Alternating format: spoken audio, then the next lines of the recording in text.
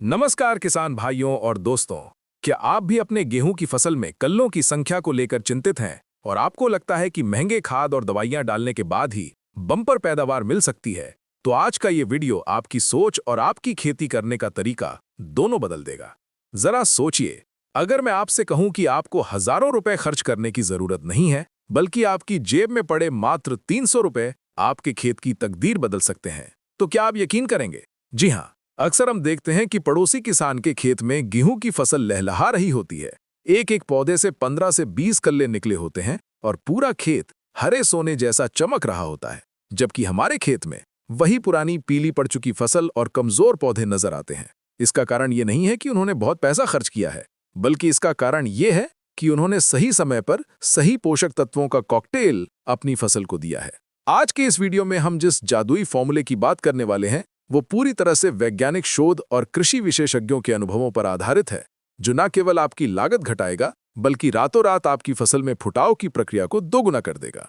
दोस्तों, आज हम गेहूं की खेती के उस चरण और उस सीक्रेट डोज के बारे में बात करेंगे जिसे अक्सर नजरअंदाज कर दिया जाता है, लेकिन वही आपकी अंतिम पैदावार का 30% हिस्सा तय करता है। हम बात करेंगे कि कैसे मिट्टी की जांच के बिना भी आप पौधों के संकेतों को समझकर मात्र 300 रुपए प्रति एकड़ के खर्च में वो चमत्कार कर सकते हैं जो 2 बोरी यूरिया भी नहीं कर सकती। इसलिए अगर आप चाहते हैं कि इस बार आपके घर में अनाज रखने की जगह कम पड़ जाए और मंडी में आपकी उपज सबसे ऊंचे दामों पर बिके, तो इस वीडियो के एक एक शब्द को ध्यान से सुनिएगा, क्योंकि आधी अधूरी जानकारी हमेशा नुकसानदायक होती है और हम नहीं चाहते कि आप खेती के इस महत्वपूर्ण मोड़ पर कोई भी गलती करें। आगे बढ़ने से पहले मेरी आपसे एक छोटी सी गुजारिश है कि अगर आप अपनी खेती को मुनाफे के धंधे में बदलना चाहते हैं और ऐसी ही रिसर्च आधारित कम लागत वाली तकनीकों के बारे में जानना चाहते हैं, तो अभी के अभी इस वीडियो को लाइक कर दीजिए और चैनल को सब्सक्राइब करके बेल आइकन दबा लीजिए, ताकि हमारी हर महत्वपूर्ण वीडियो सबसे पहले आप तक पहुंचे। साथ ही नीचे कमेंट बॉक्स में हमें ये जरूर बताएं कि इस बार आपने गेहूं की कौन सी वैरायटी किस्म की बुवाई की है और आपके क्षेत्र में अभी मौसम कैसा है।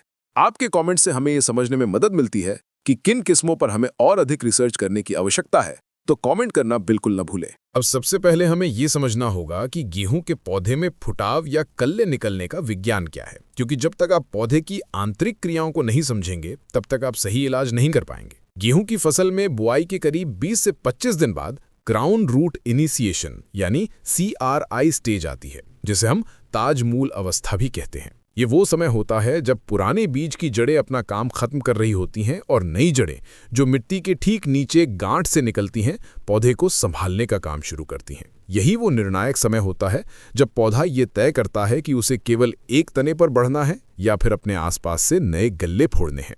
अगर इस समय पौधे को जमीन के अंदर से माइक्रोन्यूट्रिएंट्स यानी सूक्ष्म पोषक तत्व खींचने में थोड़ी सी भी दिक्कत होती है, चाहे वो मिट्टी के सख्त होने की वजह से हो, pH मान के गड़बड़ाने की वजह से हो या फिर ठंड और कोहरे के कारण जड़ों के सुस्त पड़ जाने से हो, तो पौधा अपनी पूरी ताकत सिर्फ जिंदा रहने में लगा देता है और कल्ले फोड़ना बंद कर देता है। किसान भाई अक्सर इस समय गलती ये करते हैं कि वे खेत में यूरिया के कट्टे भर भर कर डालते हैं। यूरिया केवल नाइट्रोजन देता है, जिससे पौधा ऊपर की ओर बढ़ता है, लेकिन कल्ले निकालने के लिए जिस हार्मोन और एंजाइम की जरूरत होती है वो यूरिया से नहीं मिलता। यहीं पर हमारे 300 रुपए वाले फॉर्मूले का जादू काम आता है। जिस फॉर्मूले की हम बात कर रहे हैं वो दरअसल एक फोलियर स्प्रे यानी पत्तियों पर छिड़काव का तरीका है। मिट्टी में खाद डालने की बजाय पत्तियों पर स्प्रे करना 90% तक ज्यादा असरदार होता है, क्योंकि जब आप जमीन में खाद डालते हैं तो उसका एक बड़ा हिस्सा मिट्टी में फिक्स हो जाता है या पानी के साथ नीचे चला जाता है, लेकिन स्प्रे सीधे पत्तियों के स्टोमेटा यानी रंध्रों के जरिए पौधे के सिस्टम में घुसता है और रातों रात अपना असर दिखाना शुरू कर देता है। अब बात करते हैं उस जादुई घोल की जिसे आपको तैयार करना है। इस घोल में मुख्य रूप से 3 से 4 चीजें मिलानी हैं जो बाजार में बहुत ही सस्ती दरों पर उपलब्ध हैं। सबसे पहली और सबसे महत्वपूर्ण चीज है जिंक सल्फेट।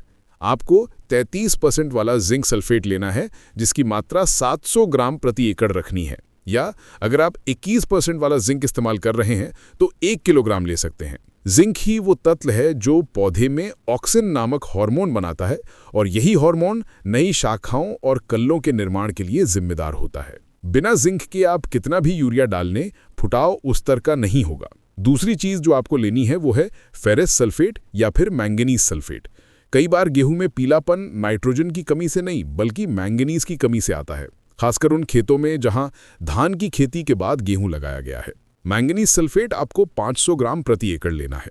ये प्रकाश संश्लेषण की क्रिया को तेज करता है, जिससे पौधा भोजन तेजी से बनाता है।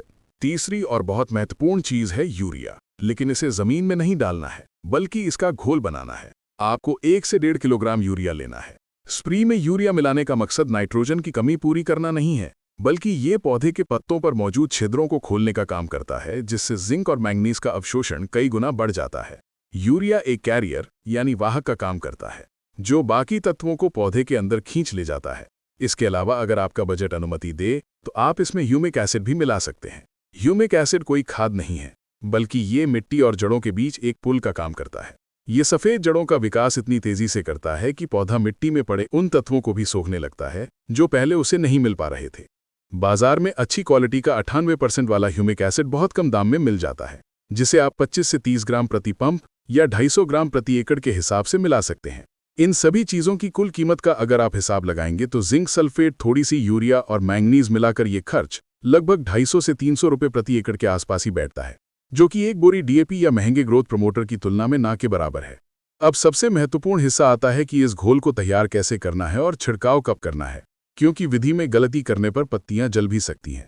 सबसे पहले आपको ये ध्यान रखना है कि जिंक सल्फेट और अन्य तत्वों को कभी भी सीधे एक ही बाल्टी में नहीं घोलना चाहिए। आपको अलग अलग बर्तनों में इनको थोड़े पानी में घोलना है। एक बाल्टी में जिंक सल्फेट घोलें, दूसरी में मैंगनीज और तीसरी में यूरिया। जब ये अच्छे से घुल जाएं, तब इन्हें स्प्रे टैंक में भरने से पहले या ड्रम में 100 से 120 लीटर पानी में एक साथ मिला लें। ध्यान रहे पानी की मात्रा कम ना रखें। 1 एकड़ के लिए कम से कम 100 से 120 लीटर पानी का इस्तेमाल जरूर करें।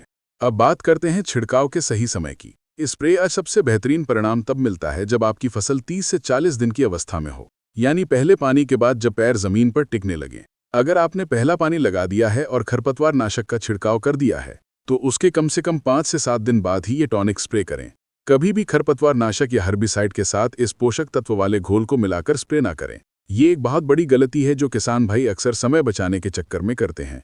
खरपतवार नाशक पौधे को एक झटका देता है ताकि वो खरपतवार को मार सके, जबकि ये टॉनिक पौधे को बढ़ाने का काम करता है। दोनों को एक साथ मिलाने से गेहूं की फसल पर भारी तनाव यानी स्ट्रेस आ सकता है और पत्तियां बुरी तरह झुलस सकती हैं। इस 300 रुपए के फॉर्मूले के पीछे का विज्ञान ये भी है कि सर्दियों के मौसम में जब तापमान बहुत नीचे गिर जाता है और कोहरा छाया रहता है, तो जड़ें काम करना कम कर देती हैं। मिट्टी का तापमान कम होने से जड़ों द्वारा पोषक तत्वों का उठाव यानी अपटेक धीमा पड़ जाता है। ऐसे में जब आप ऊपर से यानी पत्तियों के माध्यम से ये पोषक आहार देते हैं, तो पौधे को जमीन से मशक्कत नहीं करनी पड़ती। उसे बना बनाया भोजन मिलता है, जिससे उसकी ऊर्जा बचती है और वो ऊर्जा कल्ले निकालने यानी टिलरिंग में खर्च होती है। जिंक और मैंगनीज मिलकर क्लोरोफिल की मात्रा को इतना बढ़ा देते हैं कि पत्तियां गहरी हरी काली हो जाती हैं। जितनी ज्यादा हरी पत्तियां होंगी, पौधा सूरज की रोशनी भले ही वो कम हो, उसे उतना ही ज्यादा सोख पाएगा, और जितना ज्यादा खाना बनेगा उतने ही ज्यादा कल्ले फूटेंगे। ये सीधा सा गणित है। आप देखेंगे कि स्प्रे करने के मात्र 4 से 5 दिनों के भीतर ही खेत का नक्शा बदल जाएगा। जो पौधे पीले और दबे हुए दिख रहे थे, वे अचानक से सिर उठा लेंगे और तने की मोटाई बढ़नी शुरू हो जाएगी। तने की मोटाई बढ़ना बहुत जरूरी है, क्योंकि भविष्य में जब बालियां निकलेंगी तो ये मोटा तना ही उस वजन को संभाल पाएगा और फसल गिरने यानी लॉजिंग की समस्या से बची रहेगी। इसके अलावा एक और बात जिस पर बहुत कम चर्चा होती है, वो है मिट्टी का पीएच मान। भारत के कई क्षेत्रों में मिट्टी का पीएच मान 7.5 या 8 से ऊपर चला गया है। ऐसी क्षारीय मिट्टी में आप चाहे कितना भी जिंक जमीन में डाल लें, वो लॉक हो जाता है और पौधे को नहीं मिलता। इसे फिक्सेशन कहते हैं। दुकानदार आपको 5 किलो या 10 किलो जिंक जमीन में डालने को कहेगा, जिसका खर्च 600 से 800 रुपये आएगा, लेकिन उसका 80% हिस्सा बेकार चला जाएगा।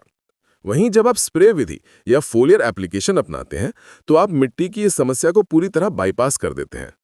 पत्तों को पीएच मान से कोई मतलब नहीं होता, वे सीधे तत्व को ग्रहण करते हैं। इसलिए 300 रुपये का स्प्रे 1000 रुपये की जमीन वाली खाद से ज्यादा असरदार साबित होता है। इसे ही हम स्मार्ट फार्मिंग कहते हैं।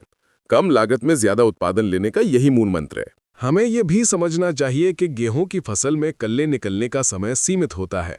बुआई के 45 से 50 दिन बाद पौधे का ध्यान वानस्पतिक वृद्धि यानी वेजिटेटिव ग्रोथ से हटकर प्रजनन यानी रिप्रोडक्टिव स्टेज की तरफ जाने लगता है। यानी 50 दिन के बाद आप कुछ भी डाल लें, नए कल्ले नहीं निकलेंगे। सिर्फ जो कल्ले निकल चुके हैं वे बड़े होंगे। इसलिए इस 300 रुपए वाले स्प्रे का इस्तेमाल आपको हर हाल में 25 से 45 दिन की बीच की अवधि में कर लेना चाहिए। अगर आप पछैती गेहूं की बुआई कर रहे हैं तो ये स्प्रे और भी ज्यादा अनिवार्य हो जाता है, क्योंकि पछैती फसल के पास अपना जीवन चक्र पूरा करने के लिए समय कम होता है और उसे तेजी से बढ़ने के लिए इस बूस्टर डोज की सख्त जरूरत होती है। कई किसान भाई ये सवाल भी करते हैं कि क्या हम इसके साथ फंगिसाइड मिला सकते हैं। अगर आपके खेत में शुरुआती अवस्था में रतुआ या किसी फंगस की शिकायत दिख रही है तो आप एक हल्का फंगिसाइड मिला सकते हैं, लेकिन सलाह यही दी जाती है कि पोषक तत्वों का स्प्रे अलग से करें ताकि उनका 100% रिजल्ट मिले। रसायनों का मिश्रण कई बार अज्ञात प्रतिक्रियाएं पैदा करता है, जिससे पत्तों पर धब्बे पड़ सकते हैं। एक और महत्वपूर्ण पहलू है सिंचाई प्रबंधन। ये स्प्रे तभी अपना पूरा असर दिखाएगा जब खेत में पर्याप्त नमी हो। सूखे खेत में स्प्रे करने से पत्तियों के किनारों पर जलन हो सकती है, इसलिए हमेशा सिंचाई करने के बाद जब खेत में पैर रखने लायक स्थिति हो तभी स्प्रे करें। नमी होने से रंध्र पूरी तरह खुले रहते हैं और अवशोषण तेजी से होता है। इसके साथ ही स्प्रे करते समय नोजल का भी ध्यान रखें।